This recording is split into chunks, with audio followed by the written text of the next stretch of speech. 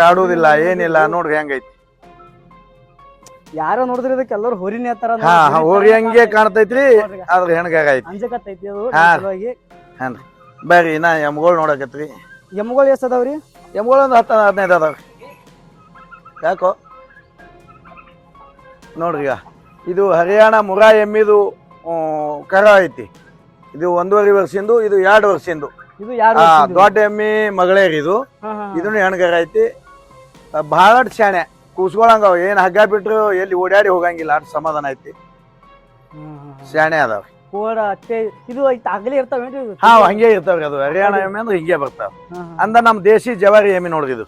ಇದು ನಮ್ದು. ಹಾ ಇದು ಮುಂಜಾನೆ 6 ಲೀಟರ್ ಹಿಂಡ್ತೈತಿ, ಸಂಜಿಕ 5 ಲೀಟರ್ ಹಿಂಡ್ತಾವ.